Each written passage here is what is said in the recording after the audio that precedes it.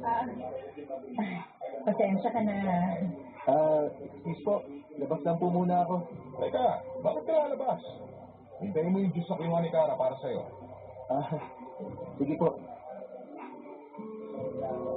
Ako nga po pala si August. Ako si Dalia.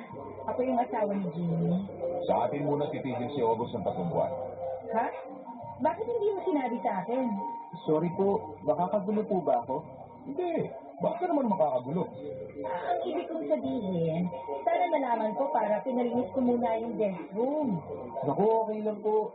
Ako na lang po ang bahala. Hindi na po akong alalahanin. Ito na ang juice! May bisita pala. Bisita? Bakit naman ako naging bisita sa opisina ng asawa ko? August ang tinutukoy ko, ma'am. Bakit ka nabigla na nandyan siya? Hindi ba kanina mo pa alam? Ayan nga, ipinagtimpla mo pa ng juice, oh. Tama na yan. Kara, iwan mo na yung juice dyan. Tapos tapusin mo na yung ginagawa mo sa labas. Okay po. Sige, uminom ka, August. Aalis na rin muna ako. Babalik ako sa trabaho. Magkita na lang tayo sa bahay. Bye, August. Bye po. Hindi ko alam kung saan nilulugar ang sarili ko sa napaka-awkward na sitwasyong yon, Papa Dudut. Sa pag-alis ni Ma'am Dalia ay kitang-kita na napakalungkot nito. Alam kaya niya ang ginagawa ni Jimmy at ng sekretarya niya. Si Jimmy naman ay parang wala lang sa kanya kahit halatang nasaktan ang asawa niya, Papa Dudut.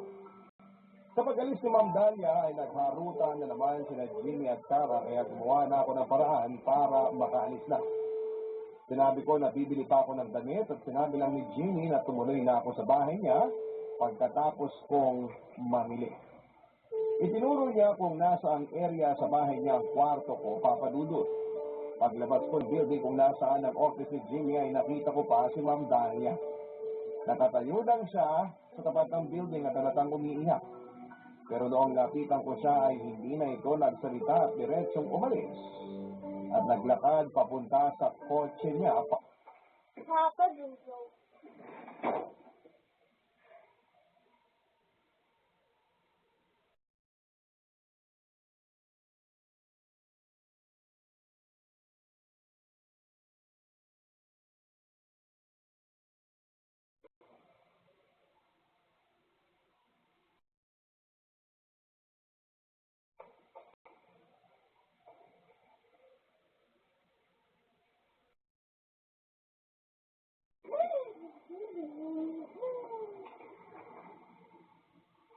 Papa Dudut.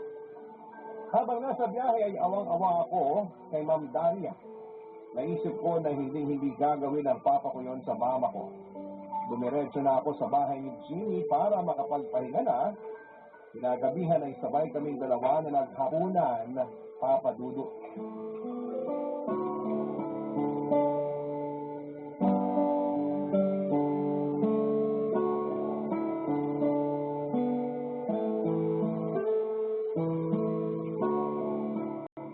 Oh, sabi ka na. Kakain na tayo. Magbuhain ka na muna. Antayin natin si Dalia para maghain. Ako na pong maghahain. Upo ka nga dyan. Bisita ka dito. Isa pa, trabaho ng babae ang maghain. Di na lang po sana ako makakabawi sa mga gawaing bahay. Kasi nga, ayaw niyo po akong pagbayarin sa pagtuloy ko rito. Hindi mo na kailangan magbayad. Upo ka na lang dyan at magkwentuhan tayo. Bakit po si Ma'am Dalia maghahain? Wala ho ba kayong kasambahay? Meron, pero hindi sila stay-in. Maglilinis lang sila, maglalaba, mamamalansya at magluluto. Tapos aalis na. Okay po. So, hindi naman po pala lahat ng gawaing bahay si Ma'am Dalia ang gumagawa. Hindi. Baka pag siya nagluto, yayain na lang kita sa labas. Ha? Bakit po? Hindi ko alam kung hindi marunong magluto si Dalia o hindi siya masarap magluto. Ilang taon na po kayong kasal ni Ma'am Dalia? Mahigit 20 taon na. Ilang taon na din pala ako nagtitiis. Ano pong ibig niyo sabihin? Wala, huwag mo ko intindihin. Nagbibiro lang ako. Okay lang po ba yung pagtatanong ko? Okay lang. Basta sa susunod, huwag mo na akong pinupo. Pakiramdam ko, nalatintagan mga kulbot ko sa balat eh. Ganun po ba? Ay, sorry. Nakasanayan ko na kasi. Kaya mula ngayon, sanayin Sanayin mo na ang sarili mo na wag magpo pagkausap ako. No? Sabayan mo ako sa pag-inom. Toast muna. Cheers! Cheers po.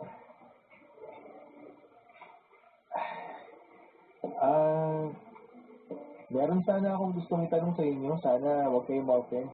Sa edad kong to, hindi na ako na-open. Ano ba yan? Wala ba kayong anak ni Ma'am Dahlia? Wala. Bakit wala? May problema ako. Hindi ako makabuo. Ay, sorry po. Huwag ka mag-sorry. Kasi ako hindi. Okay lang yun.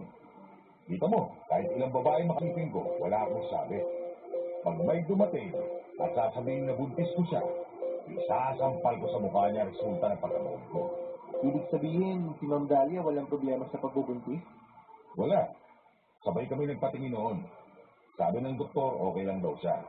Ako lang ang may problema. Pero si Ma'am Dahlia, gusto bang magkaanak? Gusto niya, pero paano? Kung gusto niya magbuntis, maghanap siya ng ibang lalaki. O hintay lang dalawin siya ng anghel at sabihin buntis siya. Inom na lang tayo. Cheers ulit. Cheers! Teka. O yan, 1,000. Para saan yan? Pustahan. Pustahan? Oo, pupusta ako. Paglabas ni Dalia sa kwarto, bihis na bihis yun ah. Ha? Parang normal lang naman yun. Hindi normal yun. Dati sigil lang si Dalia eh. Pero ngayon, iba na. Kaya pupusta ako sa'yo ngayon. Bihis na bihis siya paglabas siya dito. Jimmy? Nandito na kami sa dining room. Oh, kita mo? Kung pumusta ka, talo ka ng 1,000. Anong pusta? Wala po. Ano wala? Pinagpupustahan namin na paglabas mo, bihis na bihis ka. O yan, hindi ba tama ako? Respetuhin mo naman ako sa harap ng ibang tao. Bakit? Ano bastos doon? Pustahan lang naman eh. Sandali nga, may kukunin lang ako. Paghain ka na, tagugutom na ako. Tutulong na po ako sa paghahain. Huwag na, maupo ka na lang dyan. Hindi po. I insist. Okay, sige. Ikaw ang bahala. Pasensya na po kayo Pero hindi naman po ako nakipagpustahan kanina. Alam ko naman yon. Huwag po sana kayong magagalit, pero ganun po ba talaga si Jimmy sa inyo? Ay, oo. Nasanay na ako. Pero mali po ata yung ginagawa niya. Alam ko namang mali na yon. Paano niyo po yung natitiis? Mahal ko siya eh. Yun lang ang naiisip kong dahilan, kaya hindi ako umaalis. Pero kahit minsan, naisip niyo na po bang umalis? Oo. Pero parang may pumipigil sa akin. Ready? Let's go. Buy it, flip it, eat it, drink it. Buy it, flip it, punch it. Flip it, drink it. Oh, kakain ka na ba? Oo. Uy! Wow! Bakit? Bagay kayo. Akin na yung bote ng wine. Akin na yung baso mo. Kapatid! Bakit mo binusapolo ko yung alak? Bobo ka ba? Wala akong pakialam. Bastos ka talaga. Napakapikon talaga nun. Parang tatanga-tanga. Nakita naman nakalong sleeves pa ako eh. Tapos bubuhusan ako ng wine. Normal eh. O tara na. Kumain na nga lang tayo. Papadudot, hindi din po ako nakakain ng maayos ng gabing yon. Naawa ko kay Ma'am Dahlia sa ginagawa sa kanya ni Jimmy. Si Jimmy naman ay walang pakialam sa pamamahiya niya sa asawa niya. Tuloy pa rin ang pagkikwento niya sa akin ng kung ano-ano at tumatawa ng malakas.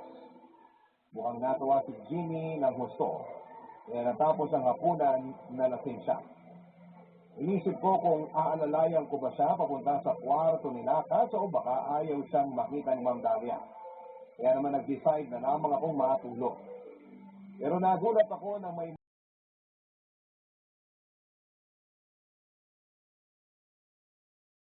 mahulog na hindi nakalak ang pinto kaya tinuloy ko na ang pagbukas ko.